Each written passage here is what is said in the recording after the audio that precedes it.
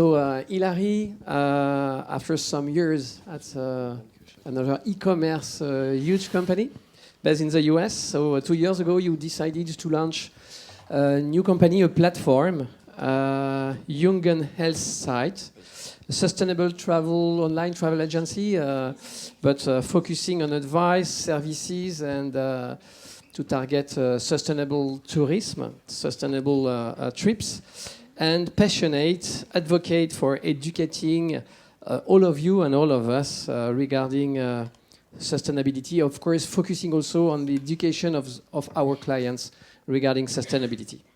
So thank you, Hilary, to join. Teodora, so Teodora is right now a CEO and head of public affairs of European Travel Commission, we could call it ETC. She's leading the ETC sustainability agenda and working a lot for all his climate change plan. She's also one of you could talk to for any kind of topics, policy makers in Brussels. And so she is a strong advocate regarding tourism and what should be done for changing that world, sustainable tourism. Kit.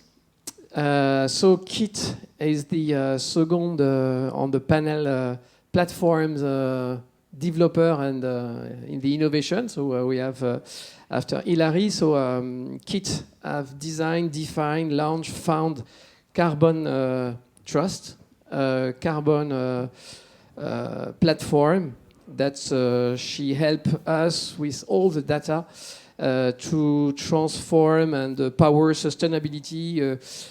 What company, what travel that could be, and through his own platform, the data provide intelligence for up to $52 billion of annual travel spent. So thanks a lot, Kit. We also have the voice of the industry with Lucas Bobs. He's over the last 70 years, he worked for Amadeus, and during 13 years, he is right now the Group Environment Officer and Head of ESG Planning for, as we all know, the Amadeus company. And you know him already from the previous panel and discussion. So Randy. So Randy is CEO of GSTC, the Global Sustainable Tourism Council. Before 40 years in the industry, managing, leading some tour operators, and right now you have decided to switch the call, the social call or the sustainability call, to work on a more systematic, providing business sense solution to sustainable tourism and travel. So all really focused on that topic regarding sustainability. So the roundtable is around carbon offsetting, carbon capture, and as you have already seen this morning, that's we have the huge topic regarding the fact that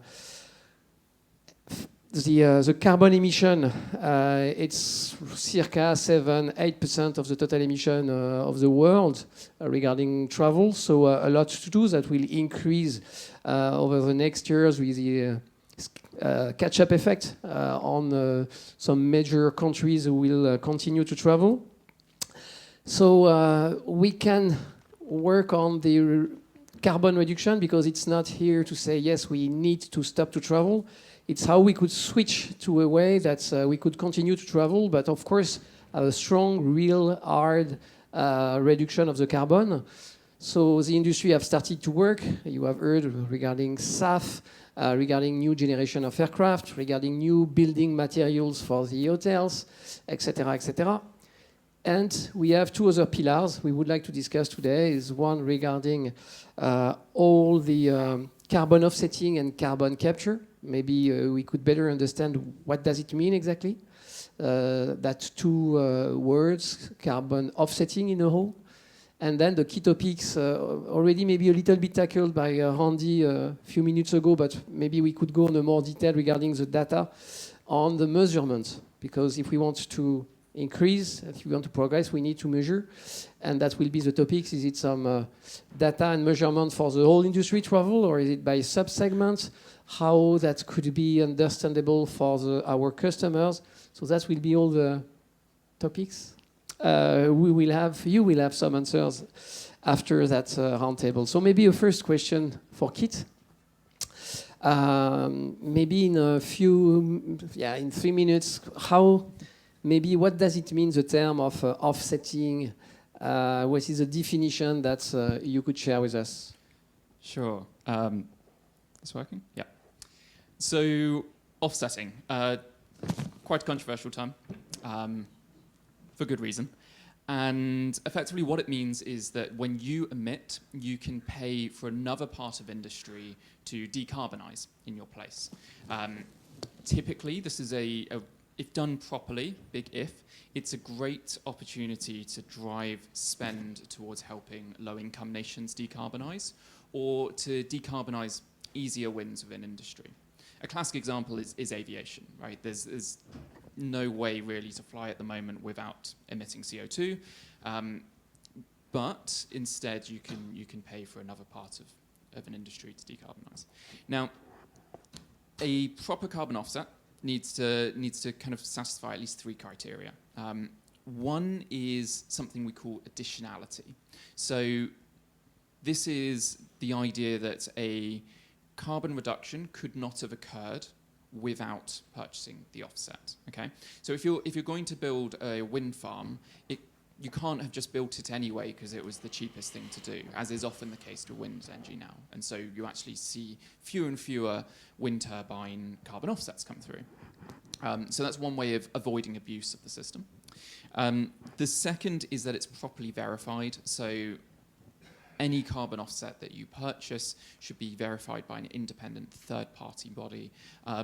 It's very akin to the hotel industry and having third-party respectable verification. It's the same thing with carbon offsets. You shouldn't just say we put a solar panel on our roof and therefore we've avoided carbon and claim that benefit, although those are a very good thing to do. It's really important that there's third-party trusted sources. And thirdly, and this is often forgotten, is a carbon offset has to have already occurred, has to have occurred in the past. So when someone says they're planting a tree tomorrow, that's not a carbon offset. That's a great thing to do. It's important to plant trees, but that is not a carbon offset. Instead, a tree should have been planted, say, a decade ago, and then you're able to say, we know this tree has sequestered a ton of carbon, and therefore they can sell that offset right. So in a nutshell, that is carbon offsetting. And then the final thing I'll say is carbon offsetting will help us get to carbon neutral. So this is the idea that you can take all of the all of your emissions and then offset it somewhere else in industry, and it should balance out to zero. It does not get us to net zero. So a carbon offset does not reduce your emissions, it does not capture carbon. And so in terms of a world for travel, a world we all very much want to continue living in, travel is great. Offsets are a stopgap to the final solution, which is to reach net zero. Thanks a lot, Kit. Do you want to add some additional? No? So if not, so Luca, maybe what for that carbon offset, what do we need for offsetting that carbon as a company? Well, complementing what Kit said, I would like to say 2 things about carbon offsetting that, well, actually about the greenhouse gas effect that are often overlooked. The first thing, and you tell me if it is wrong, the first thing is that greenhouse gas emissions mix more or less uniformly in the atmosphere. And the second is that they stay in the atmosphere for a long period of time. I think there's some scientific debate still about this, but I think it's well understood that, for example, carbon dioxide stays at a minimum of 100 years in the atmosphere. So what this means is that for the purposes of this session is, I think, 2 things. One is that it doesn't matter if you reduce emission in point A of the planet or in point B in the other side of the world. where the emissions are easier, for example, to reduce. And the second thing that it means is that because carbon stays in the atmosphere for a long period of time, even if we stop all emissions today, the concentration already existing is too high to reach the targets. So that's why carbon capture makes sense. So I would like to clarify these two things first. And then going on into the why offsetting makes sense and how companies can help doing that, following on from my reasoning, then we will find activities like aviation where decarbonization is either too difficult or simply not available with the current level of technology. As you explained, we can already fly short distances with electrical flights, not commercially yet, but I think we're getting there. But then long distance is not possible. So then what you do when you fly long distance is to try to reduce those emissions somewhere else where the technology is available and where it is cheaper. And in fact, I would like to highlight that there is the possibility, and that's a beauty of carbon offsetting, of actually accelerating the action against climate change by going to reduce emissions first where it is easy and where it is cheaper. It's simply economically more convenient. And I will just stop here, but I would like to make a caveat because this is important. There's an observation that we have to make. This doesn't mean that aviation can rely on making offsets, and then just use the current level of technology.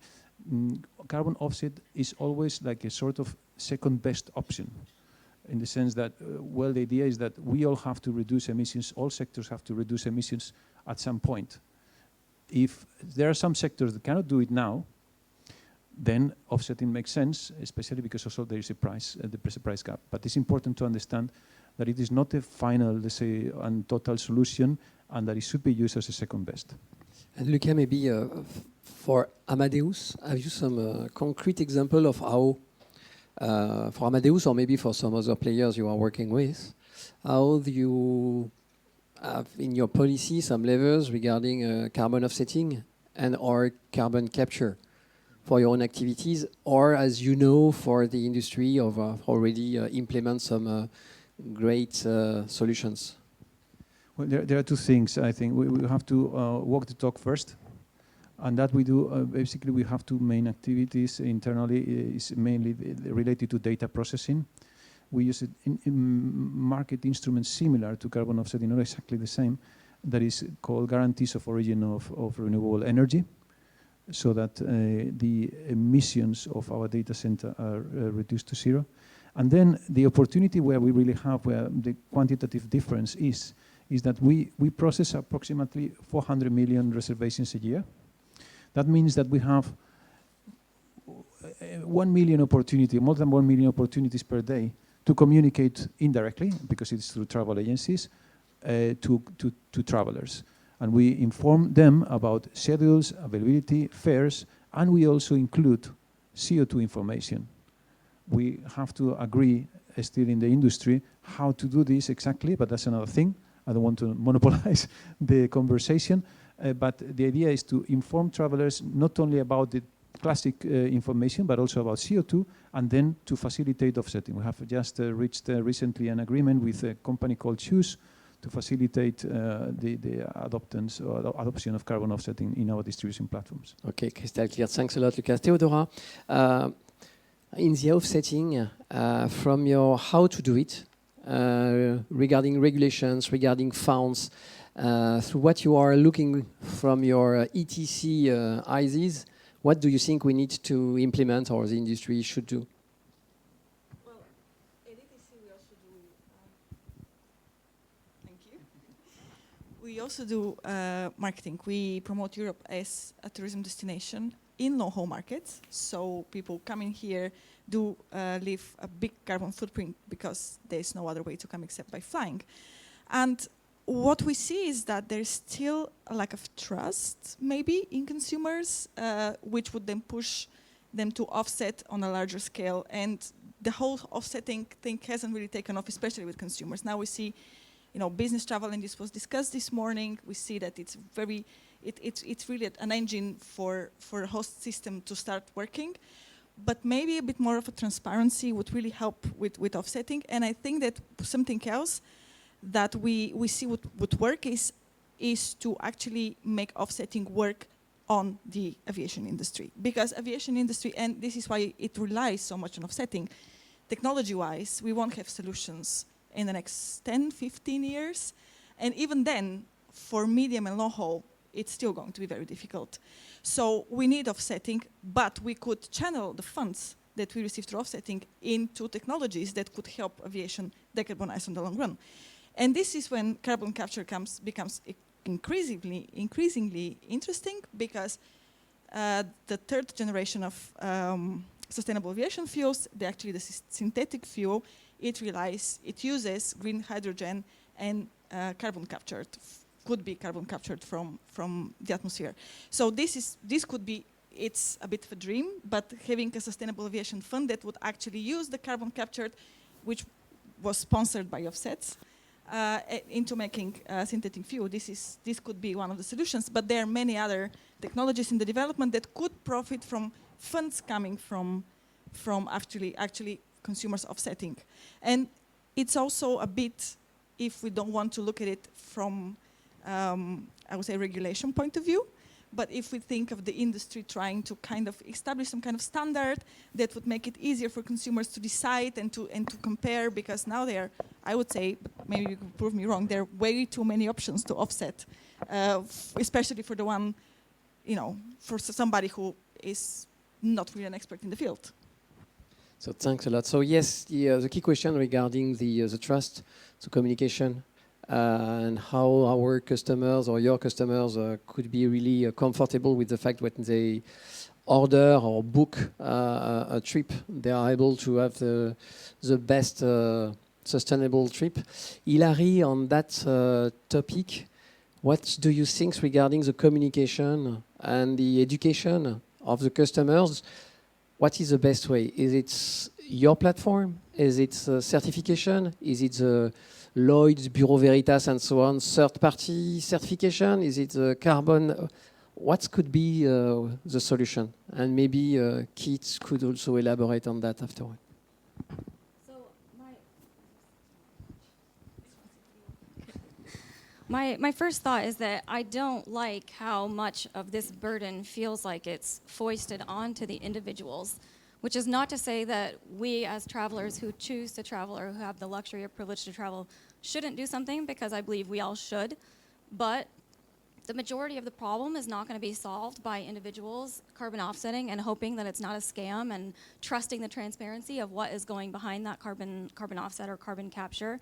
So what I think would be a lot more effective is more regulation and collaboration between governments and large companies, specifically airlines, where they could require, for example, that airlines have an option for customers to add carbon offsets to their flight. They could require that if a customer does that, the airline company has to match it. They could require a certain amount of sustainable aviation fuel to be used. They could require airlines to be carbon neutral, which feels like a crazy thought, but like what if that is just how it needed to be, and they had to figure out a way to do that, which is either increasing prices or reducing the number of flights or putting more on business travelers. There's so many different ways, but I think for leisure travelers, it's quite overwhelming, and there's this sort of resistance. There's a skepticism of knowing what's real and what's fake. There's a confusion with the different certifications. There's the infamous planting a tree, which feels more like a very poorly applied Band-Aid than anything. So, I just think a lot of things aren't very effective, and it does become hard to educate travelers about that. And so what we do is we have sustainable travel resources, we have climate impact resources, we incorporate carbon offsets through Sustainable Travel International into our checkout process. We're working on incorporating carbon capture through Tomorrow's Air into our checkout process. And then as a company, we're carbon neutral. So we're trying our best to lead by example and making it really easy for our travelers to opt in, trusting that we've done the research. But it's very complicated. And even when you kind of spoon feed it, even when people say they care about sustainability, not everybody is going to opt in. So again, it kind of circles back to I don't think we can rely on leisure travelers to solve this problem. It's so much bigger than that. So complex topic if the trust is not there. Keith, have you some concrete levers that a company must implement for carbon capture? or offsetting, but something concrete. And then, yes, okay, we will communicate, we will educate, we will do our best. But have we some real vehicles? Vehicles to process on that way? Yeah. So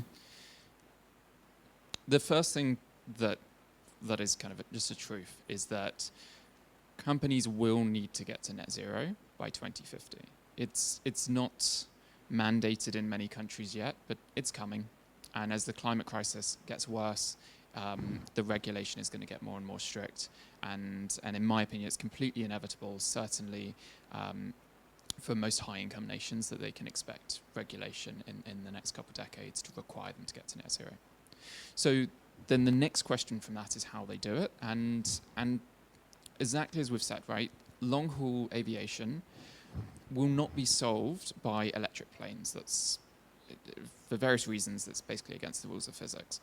It could be solved by hydrogen planes. That is decades away.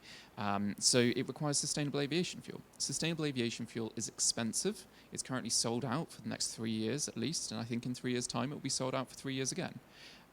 So if you're a business and you want a concrete lever that enables you to still fly and to meet the regulations that will be coming, then what you need to do today is start putting in your plan. You need to start working out when are you going to start buying things like sustainable aviation fuel. You need to start talking to suppliers now and communicating, if you're going to be staying in a hotel in 5 years' time, that hotel needs to start getting certified. It needs to start doing things to reduce its carbon footprint. Same with your car supplies. If you don't do that, then you're going to be on the back foot in a couple of years, and you might find it very difficult to meet your climate goals, and therefore you'll end up having to reduce the amount of travel. And again, the ideal world is one where we can all travel and not have a carbon footprint or any footprint on nature.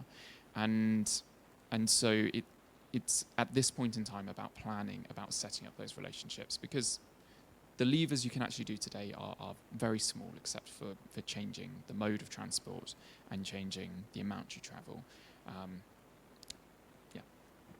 Thank you so much, Kit. So still not so easy, even if the sustainable aviation fuel, the e-fuel, the technology seems to be mature, but need to be found with some cash to move on some plants at scale. So it's thousands maybe of new plants, but that could happen if we found a way for framing and maybe also reinsure some private equity funds or funds that they could invest, and that will be the investments they could do now, could be amortized in the next 20 or 30 years. That's maybe one of the topics we should address. It's also the trust of the clients, but also the trust of the new investors. Maybe, Hilary, regarding the destinations, as you are working a lot for, as we all know, we have some destinations where the GDP is up, with the tourism and the travel is up to 25% of the total GDP. Mauritius Island, Greece, Seychelles, etc., etc. So for such a destination where that could be, they have some sea rising, they have some maybe impact from the others, they could be considered higher polluters due to the fact that you need to fly 6 to 10 hours for getting the destination. So what they could do and how they could find some solution around offsetting and capture, but could they do something? Yes, there's always something to do. I think with some of those destinations that do rely a lot more on tourism than other countries as part of their GDP, a lot of times it's smaller island states or island nations where everything has to be imported. And I think like when we talk about sustainable tourism, a lot of the emphasis is usually on the environmental aspect, but there's also the economic and the sociocultural aspect. And this is an interesting area because you could say, okay, you want to reduce travelers so that it protects the environment, these fragile ecosystems, limited resources on these locations. Sometimes there's limited water. But if you have less tourists, you have less tourism money. And so not everybody's going to be okay with that. And so there needs to be a collaboration between the government and the local companies. And as much as we in this room might love the triple bottom line method, most companies are, especially coming out of COVID, they're just focused on making money. So I think going back to some of these themes of like the carrot and the stick, my personal opinion is it's too late for the carrot. We need to just like push people along. And I think for these companies, that is going to come potentially in the form of government subsidies that says, we will reduce your taxes, we will make it cheaper and easier for you to do these things, because we understand that you don't have the time, the money, the resources, the motivation, whatever it is, to do this on your own, and we just don't have time for that anymore. So I think in these locations we need a bigger step up from the government to figure out how to help them. And tourism tax is an option, but I think that's like a whole different maybe panel topic. So I'll just throw that out there and pause. Thanks a lot.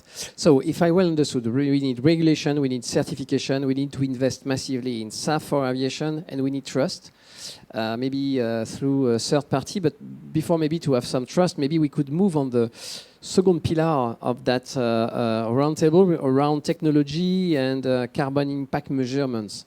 Randy, based on what you have done, of your work, of the certification, how maybe to implement some robust system for the data transparency? Is it for each sub-industry, or is it for the total travel? How make things happen, and with the objective of improvement for the companies, for the states, and trust and transparency for the customers?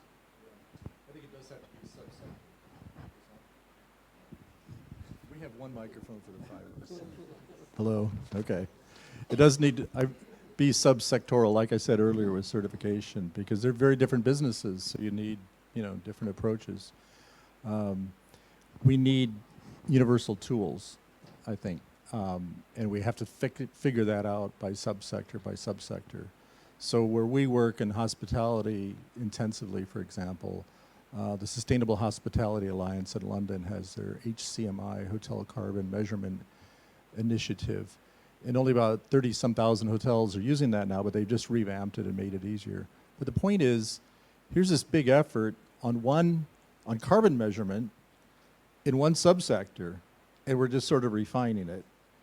We have we have to measure carbon for all sorts of businesses, attractions, theme parks, inbound operators, outbound operators, all the different kinds of elements. So we've got a long ways to go. So in our work, you asked about our work with certification. When we're 15 years old, and we, as I said earlier, we spent years developing this system, this credible system based on international norms for proper certification. So we were really kind of focused on a global system that was based on continuous improvement rather than specific targets. But now we're moving into measurement because we believe the technologies are such that we can expect almost as much from the developing world as from the developed world. And so we're moving into this world of setting measures of targets to get certification. And we're extremely frustrated because then we look around and we learned how bad the situation is, that there's just not good universal measures. So now we're working with major brands. We've already been working with Booking.com, part of the Travelist Group, on hotel sustainability filtering. And now we're going to work with Travelist and with others, WTTC and others, and we're just kind of forming this group to just agree to say, we're all interested in measurement, and others are invited. And so what we really need to do, I think, is have agreement, do some vetting, subsector by subsector, start with carbon,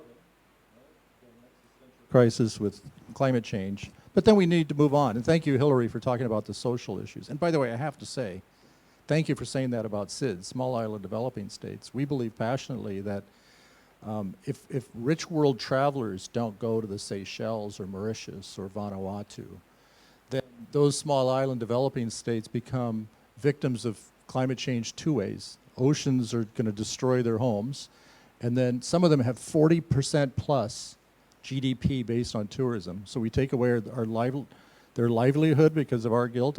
I'd rather have the rich world have fewer flights. Don't get on a plane for one business trip, or don't get on a plane for one short leisure weekend.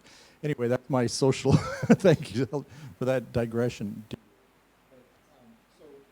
Measurements that are universal tools, there's so much work to be done. I think we need government, NGOs, industry to really get behind sorting this out and starting with key subsectors. Work on them one by one. Thanks a lot, Randy. Maybe Lucas, at the company level, how you manage the data, you manage that measurements that you could provide for your stakeholders, your ecosystem, airlines, airports, tour operators, and also, as you mentioned previously, you can provide such a data to the customers. Yeah, as I said, the opportunity for us mainly is about communicating to travelers, we believe, no? Because that's where we believe we can have more value. And that's a fundamentally difficult thing. And I think here maybe we can start to understand why is it so difficult to inform travelers about the impact of their trips. If you want to inform a passenger in an aircraft about how much emissions are released as a consequence of this trip, there are three things that influence why this calculation is difficult. First of all, because you need a lot of data. If the booking is done, say, 3 months in advance, you probably don't even know which aircraft is going to fly.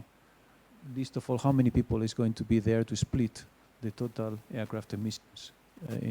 So that's one area, the availability of data that influences the calculation. The second is that there are still some scientific uncertainties about the effects of emissions at altitude, how they contribute to contrails, for example, and how these impacts change from one flight to another. And that is a complex thing. And the third part is about some subjective decisions that you have to make. I was making reference to the load factor.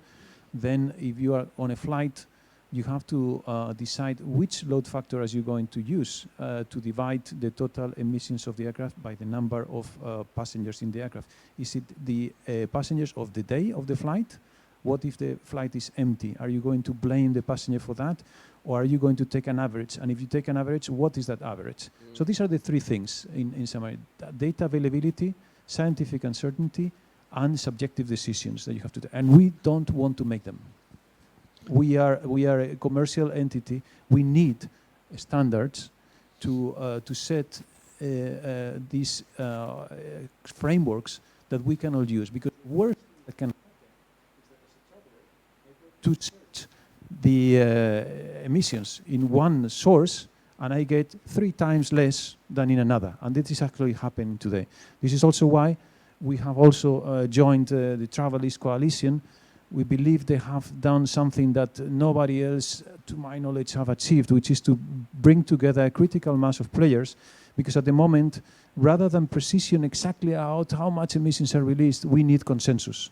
We need to clearly inform passengers, just as we do with schedules. We tell the passenger, your flight leaves at 6 p.m. We need to tell the passenger also, this is the expected emissions for your flight. And this has to be something that we relate to something that they can understand so that they can manage it. And there's a lot of things at stake here, because as I said, if we make this information common, it is a critical first step to take action from travelers. And travelers trigger action also from airlines, trigger action from governments, trigger action from industry association, etc. So a lot of stakeholders to cooperate regarding that data. Maybe one of the last questions, Kit, regarding the data. And I don't know how we can say it's artificial intelligence, is it blockchain, whatever, to get the right data within the whole value chain, the whole partners, for at the end securing the customers and the industry that carbon or all the other emissions are really going down. Yeah. So I mean, I'd avoid buzzwords like artificial intelligence and blockchain. It's I love that buzzword. I am a consultant. Absolutely. Well, it's a funny one, right? Because calculating carbon doesn't need to be difficult. In theory, all you need is the fuel burn of an aircraft or whatever vehicle, right? So it's actually a data acquisition problem. The airlines do not share the fuel burn for their aircraft on all of their routes. It's for operational reasons, very good reasons. But either way, it means it's very hard to calculate carbon. And, why our business even exists and where we specialize is about bringing in as many data sources as possible to make that possible. And it's not just related to carbon, right? It's true of hotels as well, and rail and car. There's this question of, okay, there's over 1 million hotels in the world. What's the most sustainable? Well, that's over 1 million data points. There's 1 million hotels, all with hundreds of data points. So that's one of the biggest challenges. And you know, I really agree with Hilary on this point that government regulation is needed. The only people who are going to share data are those that are above average, because they know that they'll look better. If you're below average, well, it makes sense not to share your data, because then you fall in with the average. So that's certainly one of the biggest challenges. AI is useful for calculating where you think someone should be on that scale. Blockchain, I'll won't comment on. Thanks a lot, Kate.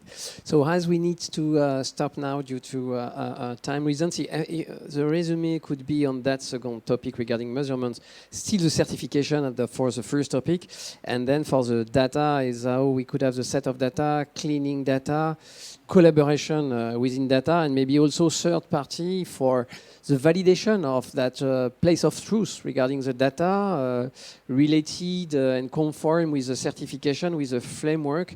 So yeah, if I may have a word for the conclusion, that will be still the coordination and cooperation within the industry. And the how, yes, we have some solution, but who could be the entity who could drive? That's all what you are explaining. So the solution will not have out of that roundtable, but maybe for the next one, I hope so. So thank you so much for that fantastic panels. Thanks a lot.